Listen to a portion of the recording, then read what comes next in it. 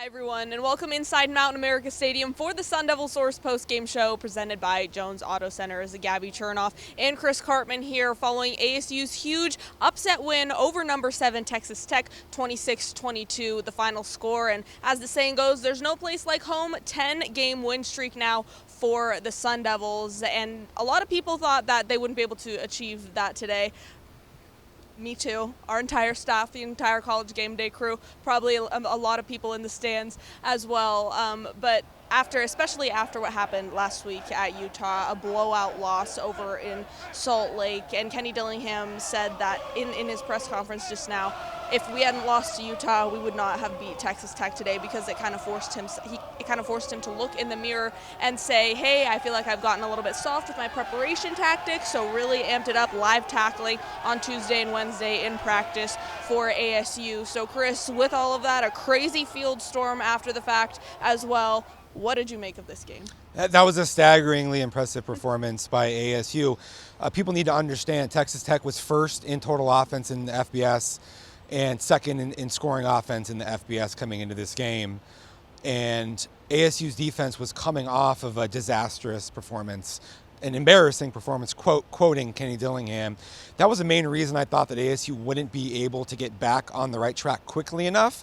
It's not that I thought that ASU had a bad defense by any stretch. I thought they were good.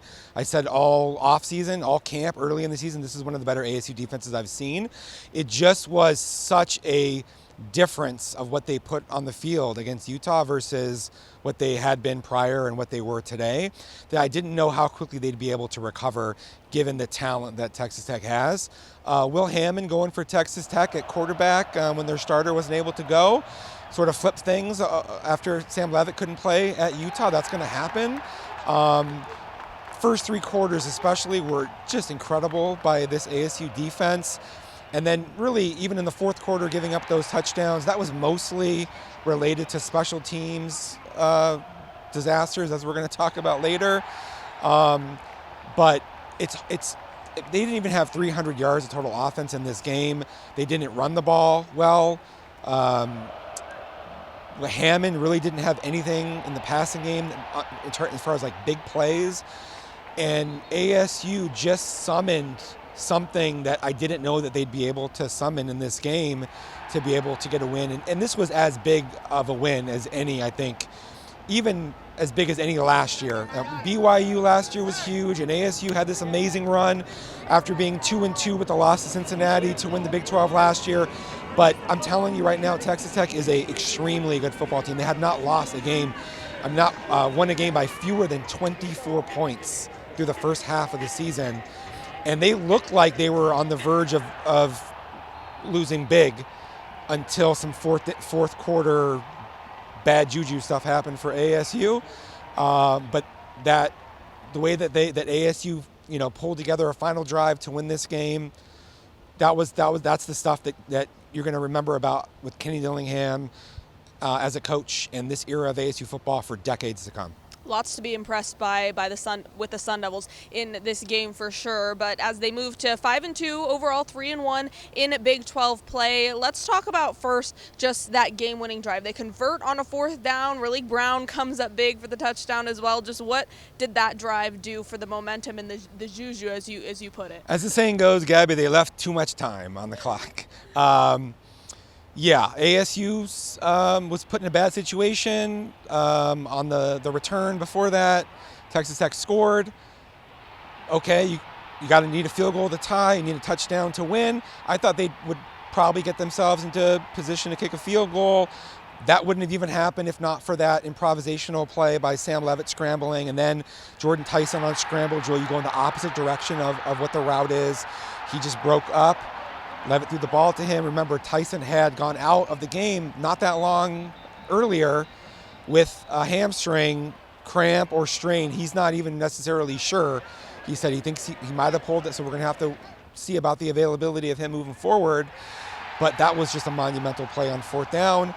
And then he continued to make plays, and then they got there close, and Raleigh Brown was able to punch it in. They've had all these goal line struggles in this game, throughout the season, and that was a little bit of an apropos way for them to be able to score what was the game-winning touchdown. Amazing fortitude, just the moxie, because they've had a lot of offensive issues, including in this game, getting down there. Dillingham was very exasperated by their inability to convert drives into touchdowns. Jesus Gomez 4 field goals today. But wow, I mean, when they needed it, they delivered against a very good defense, and especially, I should say, their pass rush for Texas Tech. They have 2 guys that are among the very best pass rushers in the country, and those guys weren't able to make an impact when it mattered in that final drive. And the defense is just what set this team up for success today. Keyshawn Elliott said in that press conference, I couldn't even go on my phone after last week's game at Utah because of what people were saying about how our defense performed. And it was just embarrassing. The whole team felt embarrassed by what happened last week in Salt Lake. And what a way to rebound today. ASU with an interception, 2 fumbles, but they recovered both of them. They had both of them. They didn't lose them. So Chris, just defensively, defensive masterclass really by ASU today. What'd you think? Texas Tech had 13 yards in the third quarter. Like, this team's averaging point blank period. That's it. 47 points or something crazy number. I forget, whatever it is, somewhere in the 40s that Texas Tech's averaging. And they couldn't get anything on top of ASU's coverage. They didn't run the ball more than just a few plays here and there that they had a few explosive runs. ASU's defenders that had all these problems tackling and showing up in the right gap against Utah, none of that was there, even against Hammond, who they do a lot more design quarterback run with versus their starter Morton.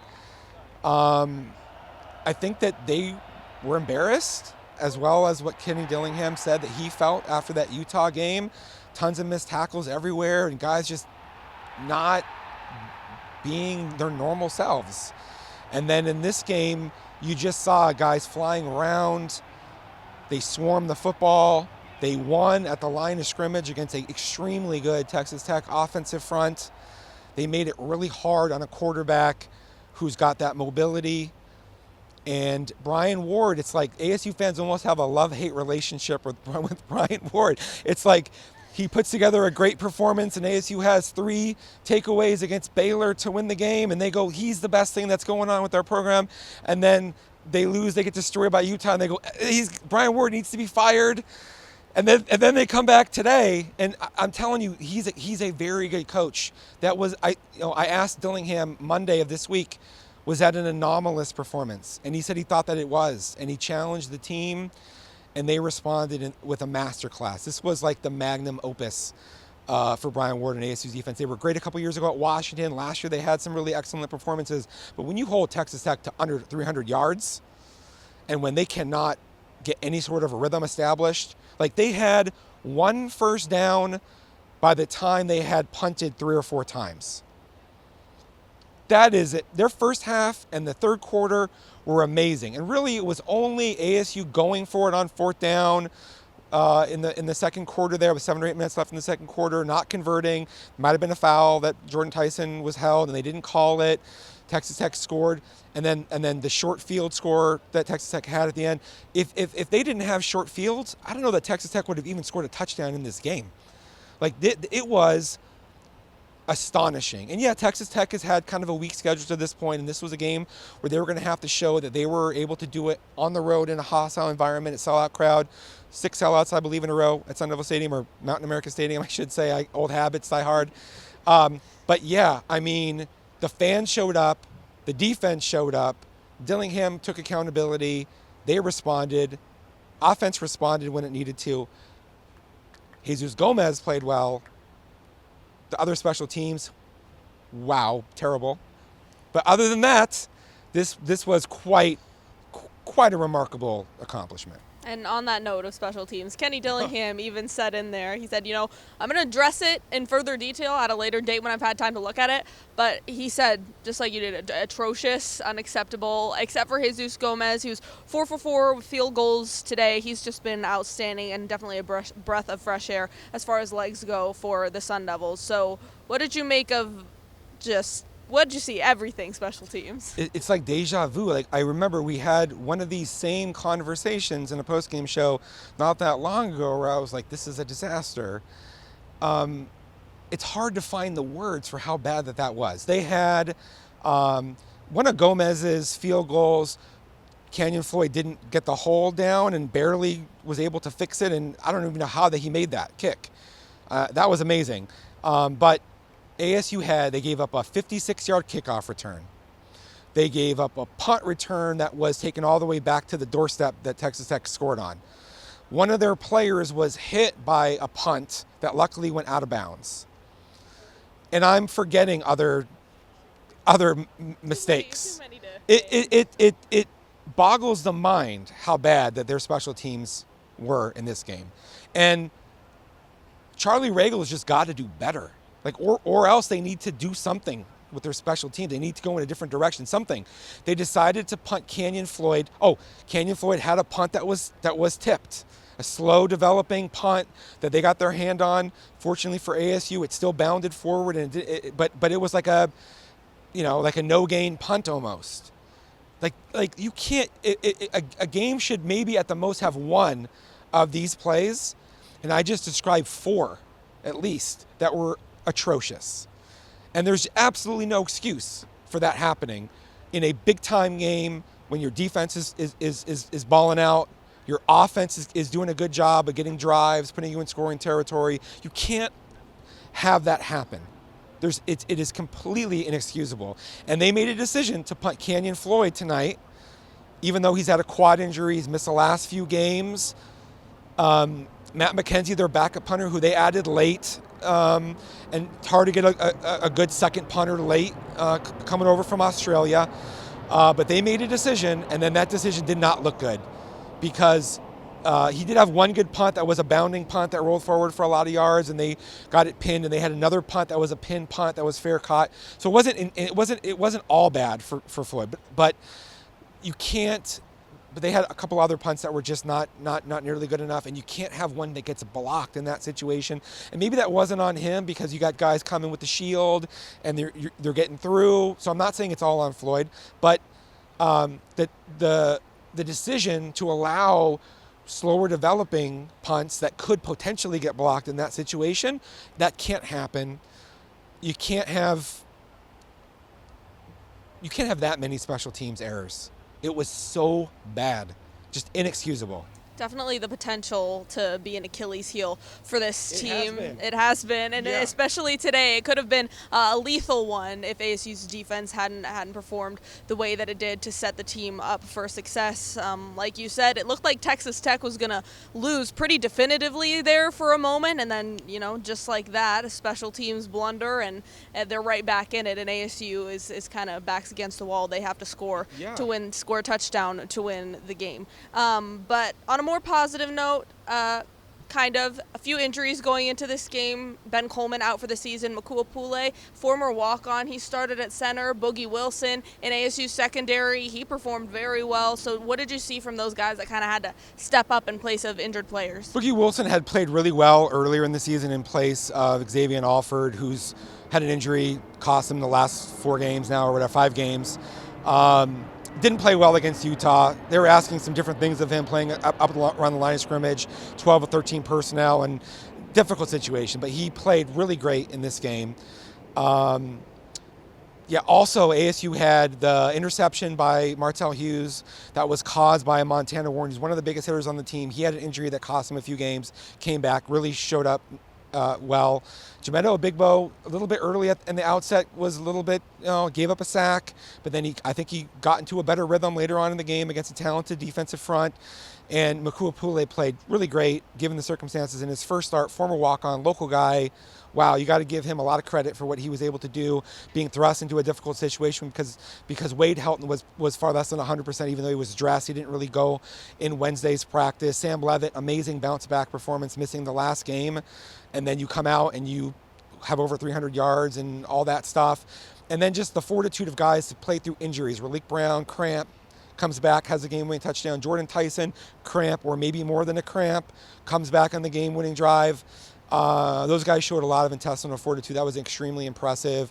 We didn't even talk about, even though he hasn't been hurt, I'm just going to roll it in here because it's on my mind, Jaron Hamilton, the deep over routes. We talked a lot, like in preseason camp, about his explosiveness and his ability to make plays down the field. Without him opening things up early, I think that what ASU did subsequently probably wouldn't have happened because they would have been able to play in a lot more cover two and quarters coverage, and by going to those deep overs, that changed things. So they had just guys step up, is what I'm saying, is between some of these defensive guys who are, playing backup roles or haven't played that much, offensive guys like Makua Pule. That was impressive to see a lot of these guys show up when it mattered. And Sam Leavitt missed last week with injury. We can't not talk about him. Nope. Comes back, leads his team to an upset victory over a top 10 team in the country. What are your thoughts on him this week? He has a very special quality when the game is on the line. Last year, nobody expected, certainly I didn't, ASU to be a Big 12 champion. They won the most one-score games in school history, and that was coming off of a 3-win season. Usually you need to learn how to win. Your culture, it takes a while for that to come together. A quarterback who's never played before doesn't really have that ability to be able to do it in those situations. He did time and again. And then today, in like such a big time game, for him to have a 300-plus yard passing performance, not have a turnover. ASU wins a turnover battle. They put 2 balls on the ground that they recovered, which was a little bit lucky, including Jeff Sims on one of them. But for Sam Leavitt to not play against Utah, have a foot that's not 100%, and from the pocket, I thought he had the best rhythm and feel as a pocket passer all season. And he's showing why he's one of the best, if not the best, quarterbacks in the Big 12. And Kenny Dillingham just gave him so much credit post-game, too. Sometimes reporters will ask, like, oh, what was your play design here? What did you see on this? And he really does just give all of his credit to his players. He made a joke, he has a foot that is fully photographable. Photographable? We'll make that a word. Is that a word? I'm making that a word now. And he said, there were rumors that he sprained something. False rumors. False rumors. Yes. That he hurt something playing pickup basketball. Kenny Dillingham said, those are pretty disgusting rumors, and that's just not a testament to Sam Leavitt's character at all. But as we're filming this, the Holy War, BYU, Utah going on right now. After the result of this game, it appears that ASU and the winner of that game are kind of the two teams in the best spot in the Big 12. Right now, Texas Tech just lost its first game, obviously, still a contender up there. But what does this win mean for ASU? And a lot of people thought last week after the loss that, that was it, no postseason for ASU. What does this mean in the grand scheme of things? Yeah, those people thought that ASU was going to lose this game. And I thought ASU was more likely to lose this game than not after what happened. And, Hammond playing, I had ASU losing by a touchdown. I did not expect the defensive performance to be nearly that good. It was amazing. Tiebreakers mean a lot. We found that out last year with ASU, in a 14 tiebreaker at the end of the year. Brought up the chicken wing on a ranch thing again. He did. He loves that chicken wing on a ranch tiebreaker scenarios. But to have the head-to-head win over Texas Tech is a big deal. To have the head-to-head loss to Utah is also a big deal. That's why ASU doesn't play BYU. That's why BYU-Utah kind of matters so much. I don't know if any team's going to be a one-loss team in the conference, but obviously if that happens, they're going to the Big 12 championship game. I don't think 2 teams are going to be able to accomplish that. We'll see. Maybe ASU can run off the rest of the games. Texas Tech could do it, or Utah. But ASU is in a great position. I don't think anybody has better odds than ASU because this team has Houston, which is a good team at home, Arizona, which just lost to Houston and has played well, a couple bad losses, just tough luck losses or bad late losses to BYU and Houston. That game's at home. West Virginia is a team that's one of the worst in the conference. ASU should win that game. Iowa State's not as good as people expect going on the road there. That's the game that ASU dominated them last year, so that they should, be feeling pretty good about that. At Colorado, that's going to be tough. But ASU should be a favorite or a very narrow underdog in all of its remaining games. Winning out, obviously, is a Big 12 championship game, appearance. losing one, maybe you still have a chance depending on these tiebreaker scenarios. But what they did today puts them in just a dramatically better position. Had they lost this game, they for sure would have had to win out and probably get some help. And now they're not in that situation, and they have to feel really good about where they're at. Well, two of, if not the two toughest opponents left on ASU's schedule are road games. Houston at home next week. We'll have you covered this week with the kind of newer practice structure that Kenny Dillingham has implemented as they get set to take on the Cougars. Like you said, just beat Arizona tonight. So until next time, Gabby Chernoff and Chris Cartman for Sun Devil Source. This has been the Sun Devil Source Postgame Show presented by Jones Auto Centers.